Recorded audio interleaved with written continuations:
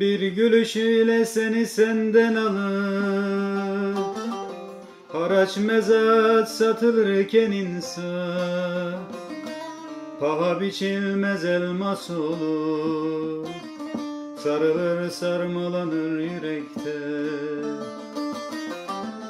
Bir gülüşüyle seni senden alıp haraç mezat satılırken insan paha biçilmez elmas olur, sarılır sarmalanır yürekte.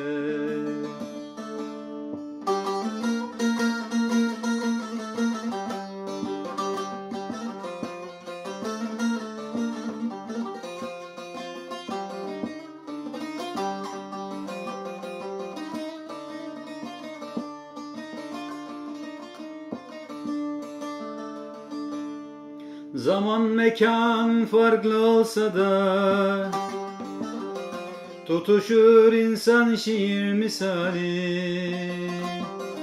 Yürek yangınına kelimeler tanıktır harf harf A'dan Z'ye. Zaman mekan farklı olsa da tutuşur insan şiir misali. Yürek yangınına kelimeler tanıktır harf A'dan Z'ye.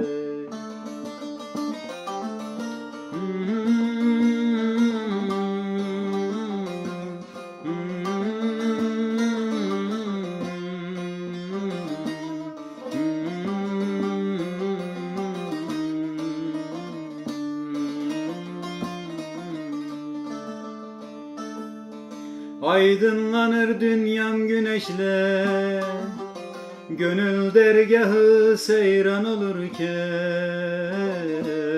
niyaz eyler el pençe huzurda, erir gider bir nefeslik canda. Aydınlanır dünyam güneşle, gönül dergahı seyran olurken, niyaz eyler el pençe huzurda, erir gider bir nefeslik canda. Buradan Ali Azat şair yoldaşım, dostuma çok teşekkür ediyorum bu güzel sözleri yazdığı için ve ben de kendisine söz verdiğim gibi onu müziğe döktüm. İnşallah kendisi de beğenir, siz de beğenirsiniz. Herkese teşekkürlerimi sunuyorum.